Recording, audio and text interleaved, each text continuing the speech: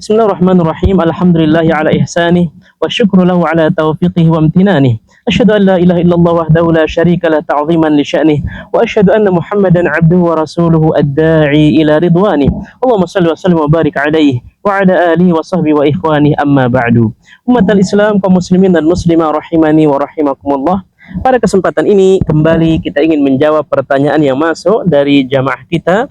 Kali ini pertanyaan datang dari jamaah kita yang ada di Bekasi. Pertanyaannya adalah, Assalamualaikum warahmatullahi wabarakatuh Ustaz. Waalaikumsalam warahmatullahi wabarakatuh.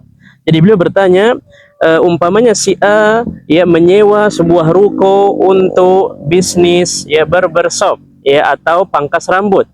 Kemudian si A ini melengkapi perlengkapan barbershop ini.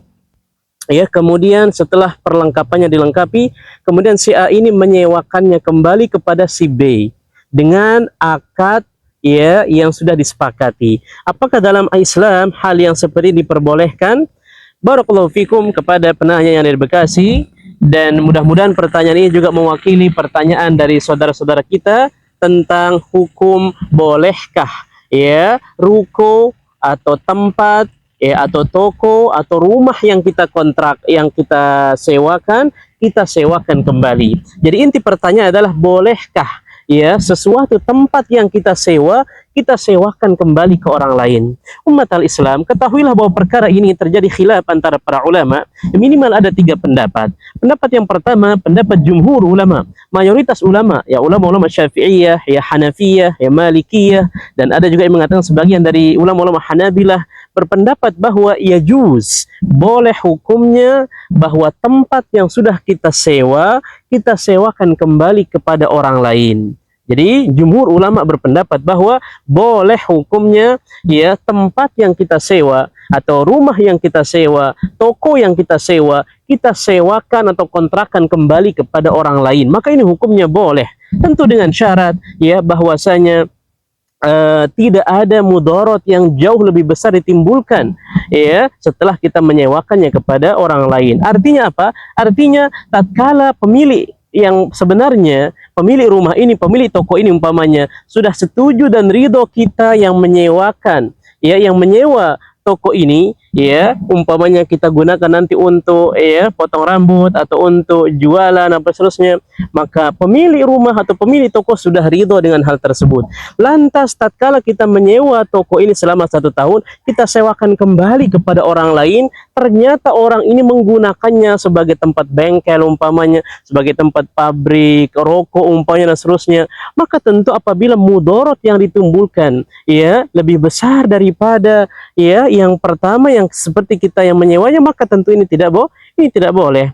Tapi kalau ya kita sewakan kepada orang tersebut dan orang tersebut menggunakan ya tempat ini sama dengan sesuai yang kita gunakan, seperti tempat tinggal umpamanya, atau seperti tempat cukur rambut umpamanya, atau kios, toko dan seterusnya, tidak ada mudorot yang lebih besar yang akan ditimbulkan, maka jumhur ulama berpendapat maka ini hukumnya boleh. Ya, ini hukumnya boleh dengan persyaratan yang tadi, dan juga tentu dengan kesepakatan dan juga ridho dari yang pemilik semula ya, bahwasanya dia ridho toko tersebut kita sewakan kepada orang untuk digunakan untuk sebagai yang seperti biasanya tempat jual beli ya, berjualan ya, barbershop umpamanya, cukur rambut dan seterusnya, maka ini ya boleh. Dan meskipun berapapun harganya, contohnya kita menyewa ruko ini di pemiliknya setahun umpamanya 50 juta, terus kita sewakan kembali ruko ini ya kepada orang lain dengan sewa setahun umpamanya 60 juta atau 70 juta, maka ini tidak masalah. Atau dengan harga yang sama 50 juta itu juga boleh, atau dengan harga yang di bawahnya umpamanya 40 juta, maka ini boleh sesuai dengan pendapat jumhur mayoritas ulama, maka hal seperti ini diperbolehkan. Tapi sekali lagi dengan syarat bahwasanya ruko yang kita sewa tersebut ya kita sewakan kepada orang lain, maka jangan sampai mudorotnya yang ditimbulkan lebih besar, maka ini tidak boleh ya. Dan ya alasan atau istidlal daripada jumhur ulama bahwasanya adalah milkul manfaah ya itu sama dikiaskan dengan milkul qabad yaitu tatkala kita menyewa ruko ini, memang kita bukan pemilik aslinya, kita menyewanya, ya, karena ingin kita manfaatkan. Maka setelah kita menguasai, memiliki manfaat dari ruko ini karena kita sudah sewa,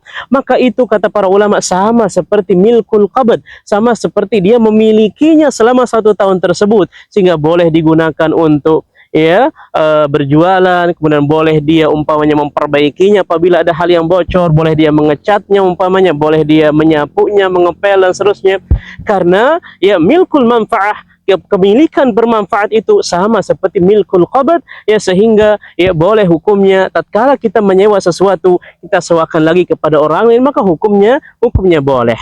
Kemudian pendapat yang kedua, ya, maka berpendapat bahwasanya boleh, tapi dengan syarat harganya harus ya di bawah itu, atau sama minimal harganya, atau di bawah itu baru boleh. Adapun menyewakannya dengan yang lebih di atas sewa yang sebenarnya, maka ini tidak boleh. Contohnya kita menyewakan ruko, kita mengontrak, ya, menyewa ruko dengan setahun 50 juta, lantas kita sewakan kembali kepada orang lain dengan harga lebih tinggi dari itu, ya 60 juta umpamanya, 70 juta, maka sebagian ulama tidak memperbolehkannya, ya, mengambil keuntungan di sesuatu yang padahal itu bukan hak miliknya. Padahal barang itu atau rumah itu hanya dia mengontrak, dia menyewa, bukan miliknya pribadi, ya, bukan miliknya pribadi. Sehingga pendapat yang kedua tidak memperbolehkan, ya, apabila harganya lebih tinggi. Tapi kalau harganya umpamanya sama atau di bawah itu, maka tidak masalah, selama tadi tidak ada mudarat, ya, dan seterusnya. Kemudian pendapat yang terakhir, pendapat yang ketiga,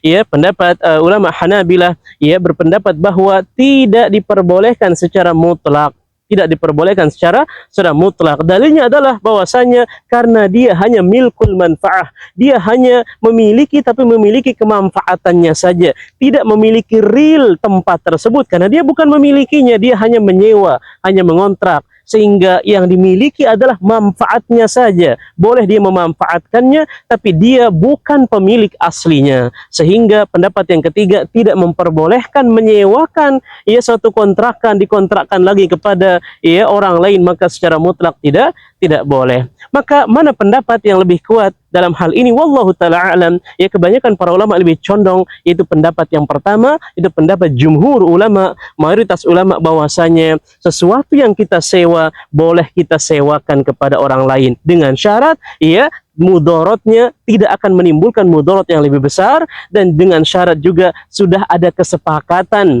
ya, dari si pemilik ruko, si pemilik toko tersebut. Kita katakan kepada dia, saya sewa setahun tapi saya akan sewakan kembali kepada si fulan, ya. Kalau dia menyepakatinya, dia menyetujuinya, maka ini hukumnya boleh. Karena Rasulullah bersabda, al-muslimuna ala syurutihim, ya, orang-orang muslim itu ya sesuai dengan persyaratan yang disyaratkan kepada mereka. Rawahu Abu Daud. Maka tatkala ruko yang sudah kita sewa ini kita ingin sewakan lagi kepada orang lain, maka afdolnya kita sepakati dulu kepada pemilik awalnya, pemilik, ya, inti dari ruko ini, apakah dia setuju, sepakat kalau ruko ini kita sewakan lagi kepada orang lain. Apabila dia setuju, maka sah hukumnya sesuatu yang kita kontrak, yang kita sewa, kita sewakan lagi kepada orang lain. Maka ini jawaban yang bisa kami jawab pada kesempatan ini kepada jamaah yang bertanya di Bekasi, yaitu hukum, ya, sesuatu yang disewa kemudian disewakan kepada orang lain. Maka mudah-mudahan bermanfaat. Barakallahu fikum. Bagi jamaah kaum muslimin dan muslimah yang ingin bertanya seputar,